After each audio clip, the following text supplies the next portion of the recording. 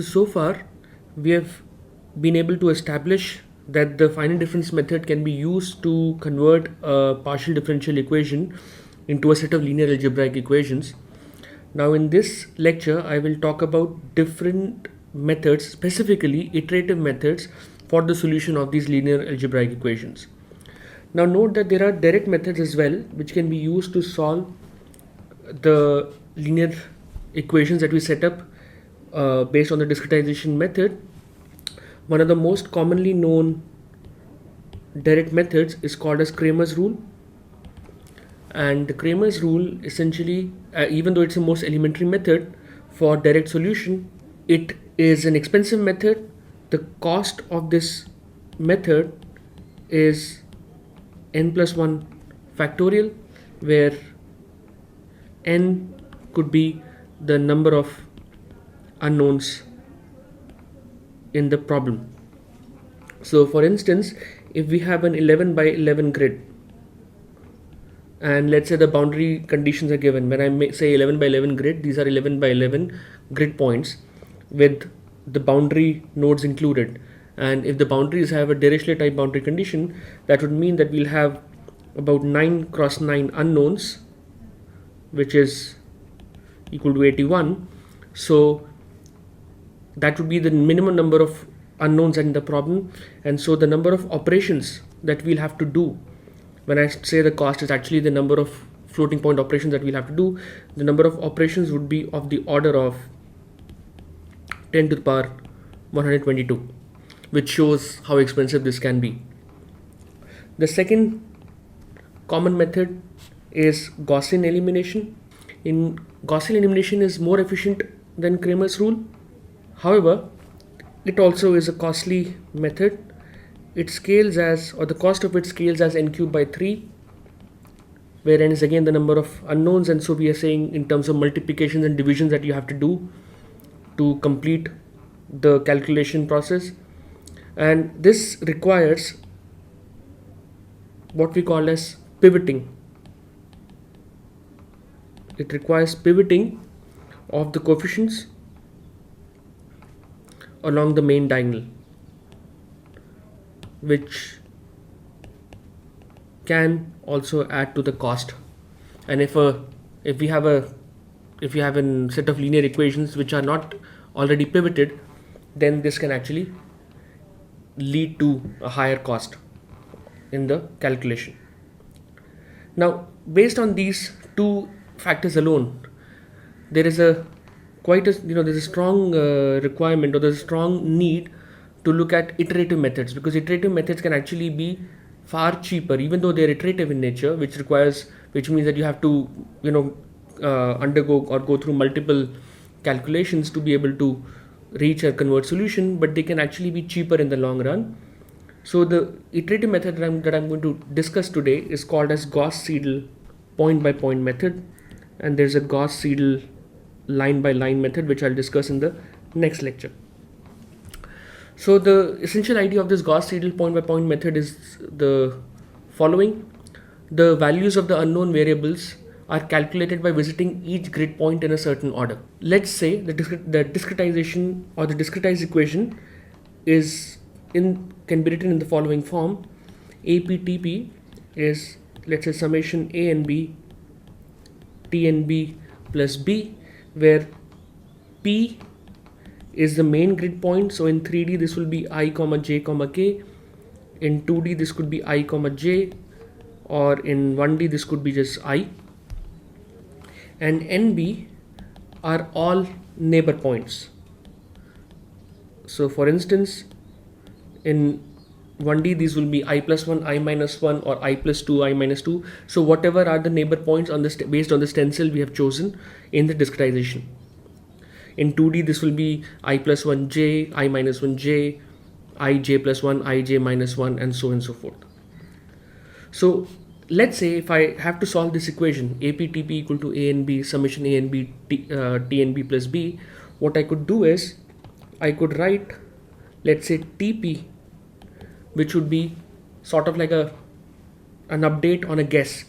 I could write TP as A and B T and B star plus B, divided by the coefficient AP, where this factor T and B star is actually the neighbor point value present in the computer storage.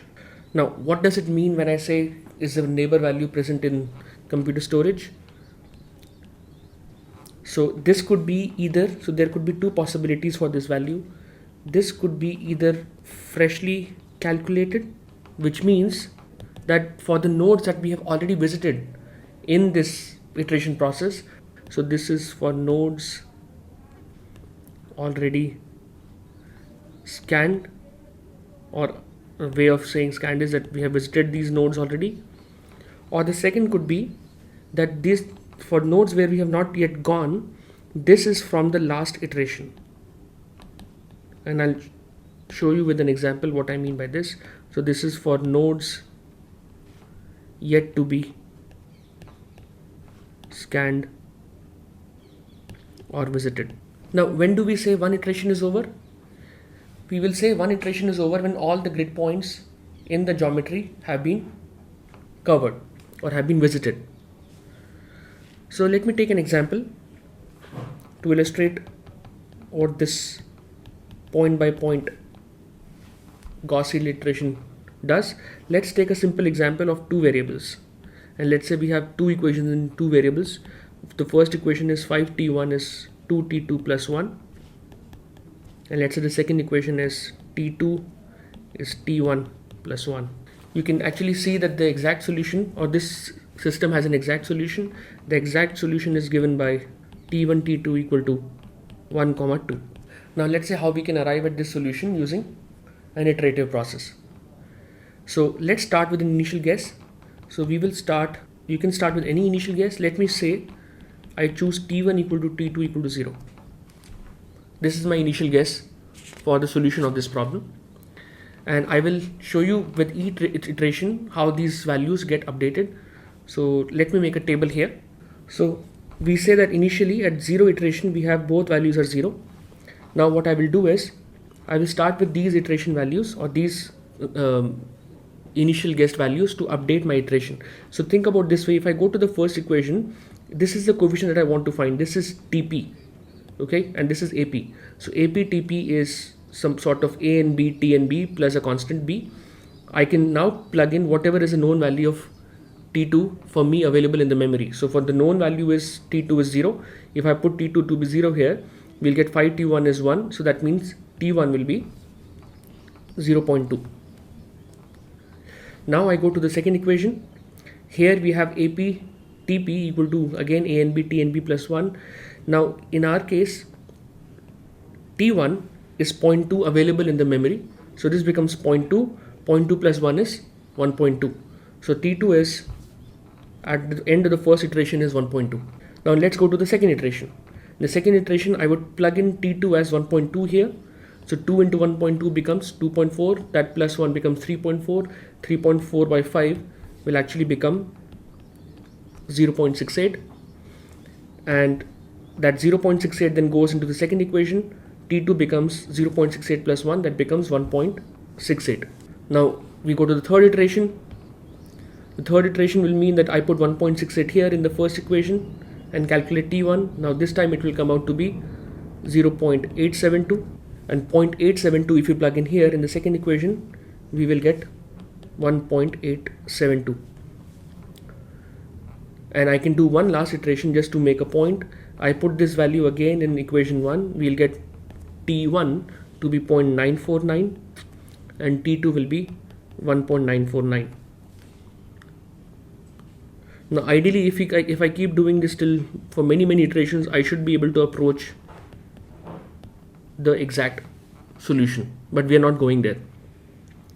But more importantly, I wanted to see that by the third iteration itself, we have actually reached very close to the exact solution. We are about 12% away, I would say, from the exact solution. So the guess is improving with each iteration. Now, unfortunately, the Gauss-Seidel method will not always work. And to show you how it will not always work, let me rearrange the same set of equations and write them in a slightly different form. So let's write this first equation to be let's say T1 is T2 minus 1. Let me say this is equation 1. So this is the second equation, but I've reversed, I put the 1 on the other side. And let me write the second equation to be in terms of T2 now. So we'll have 2T2 to be equal to 5T1 minus 1. This is equation 1. And let's make the same table to see how we start with an initial guess and how does the solution proceed. Okay, now let's say the initial guess is 0, 0. If I put T2 0 in the first equation in this case, I would get T1 is minus 1. Putting T1 minus 1 in the second equation will actually give me minus 5 minus 1, which is minus 6 by 2, which is minus 3. Putting that back into first equation, we'll get T1 is minus 4, and now this time this will be minus 10.5, and then we'll have minus 11.5 and minus 29.25, and by the fourth iteration we are at minus 30.25. So you can see that the solution has actually diverged. So this is a solution which is diverging.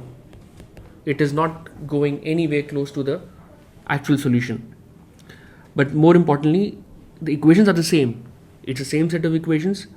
I've only done a simple rearrangement of the original equations, but even then the solution does not converge. So clearly we can conclude that the Gauss-Seidel method does not always converge. Now, Scarborough actually identified a criteria that guarantees convergence of the Gauss-Seidel method, and the method or the criterion is actually a sufficient condition but not a necessary condition. So it is a sufficient but not necessary condition, because there are exceptions to ensure convergence of the Gauss-Seidel method. And the criterion goes like this, that if I look at my original equation, which we wrote as AP TP is summation A and B T and B plus B, for the solution to converge we need that the summation of modulus of A and B, so the coefficients A and B, by modulus of AP, this number should be less than equal to 1 for all equations, and it should be less than 1 for at least one equation. Now it's easy to see if I go back to our equations. In the first equation, clearly if I look at the summation of all the coefficients, in the second equation we have AP by A and B is actually, or rather A and B by AP is 1, but for the first equation is giving us that other criterion, which is that the summation A and B by AP should be less than 1. But the second equation, or the second form of writing these equations, does not give me that criteria, because here I have this coefficient, so A and B is actually more than AP, so the criteria fails. So this will have to be satisfied in all our different equations to be able to reach a converged solution. So let me now show you how we can get the Scarborough condition satisfied for a general problem, and for this I will actually choose our old example of 2D heat diffusion in a plate.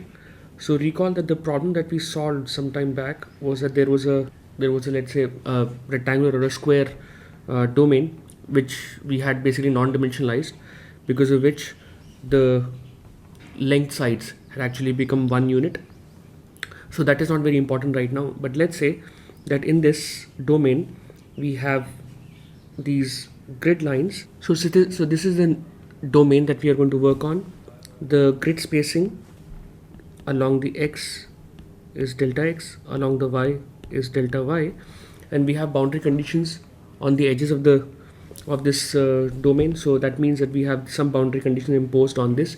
Let's say for now that these are temperature boundary conditions, so let's say Dirichlet boundary conditions, and we are, let's say, solving d2 theta dx square plus d2 theta dy square is 0. So we know that the discretization for this 2D Laplace equation for the heat conduction case will be the following. We can write this as theta I plus 1 j. So we can say this is going to be theta I plus 1 j at some iteration level k minus 2 theta I j k plus 1 plus theta I minus 1 j k plus 1 by delta x square plus theta I j plus 1 k minus 2 theta I j k plus 1 plus theta I j minus 1 k plus 1 by delta y square is equal to 0. And we can rearrange, and let me choose, or let me say that I define a factor beta as delta x by delta y. So I can then write the final equation as 2 1 plus beta square theta I j k plus 1 to be theta I plus 1 j at k plus theta I minus 1 j k plus 1 plus beta square theta I j plus 1 k plus beta square theta I j minus 1 at k plus 1. Now note that we are doing this point by point. So when I say k plus 1, that is basically the most current value stored in the memory. When I say superscript k, that means the last known value stored with us. Now it's easy to see here that the coefficient AP is 2 1 plus beta square, and which is what I'm going to say is Aij, and then we have summation A and B, and that too the modulus of it is 1 plus 1, because we have, now notice that these, I'm taking these coefficients, so there's a 1 here, there's a 1 here, and then beta square and beta square, so we get plus beta square, which becomes 2 times 1 plus beta square. And so one of the essential conditions of the Scarborough criterion, which was summation A and B by AP, this is equal to 1, and this is satisfied. So this is fine. So this will be true for any internal node, that this condition is going to be satisfied. But then we also need a second condition to be satisfied. We want that at least for one equation this should be less than 1. Now where do we get the second condition? Now the second condition, if you notice, will actually come from the boundaries. So let's say I'm working at, let's say I'm at a given node, maybe at this node. Okay, let me highlight this node here. Let's say I'm working at this node, which I've circled. So at this node, I will have on the right hand side theta I minus 1, which will actually be the node to the left of it. Then we'll have beta theta I j plus 1, which would be the node above it, and then theta I j minus 1, which will be node below it. But then this value theta I plus 1 j would be the value coming from the boundary, which is actually going to be a known value.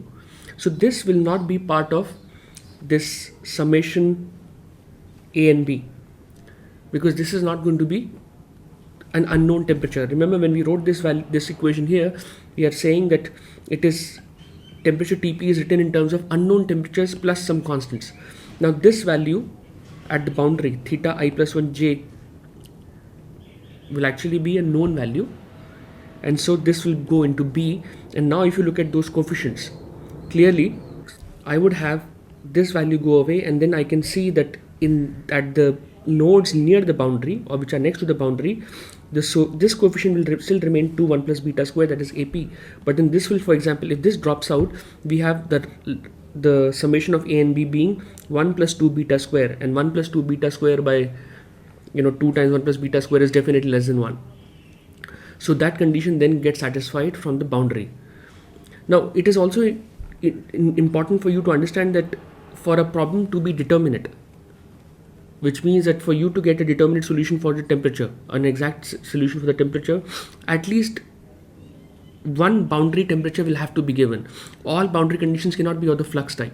So in that case, if there's a boundary temperature given, then we have that boundary temperature giving us this condition, or the Scarborough condition, getting satisfied because of the presence of a reference temperature in the problem. So that is what I wanted to show you with a simple example. Now there are certain advantages that we should mention here of the point by point Gauss-Seidel method. First of all, it is simple to implement. It's quite easy to work out. The second thing is that this can work if all else fails. So I can say it works if all else fails. All else would mean that if you're not able to get a direct solution, at least this would be the first thing that you can do, especially for two-dimensional or three-dimensional problems where putting the problem together into a tri-diagonal matrix algorithm may not be an easy task. However, this also has some disadvantages. So the disadvantages are that the convergence in this is very slow, especially when a large number of grid points are involved. Now the reason for this slow convergence is that this boundary condition or this information from the boundary is actually transmitted one node interval per iteration. So the information doesn't just propagate throughout like the way it does in maybe something like a tri-diagonal matrix algorithm. Here the information takes one step at a time to go into the interiors of the into the bulk of the domain. So that causes this iteration technique to be slow. So it can take many more iterations to reach a converged solution. So what we'll do now is in the next lecture I will discuss a technique which is called as a line-by-line Gauss-Seidel method on how to actually address this limitation, this disadvantage that I've listed. It is especially applicable for problems in which we are dealing with two-dimensional and three-dimensional geometries. And then we'll also look at one other aspect which is related to relaxation of the dependent variable with each iteration.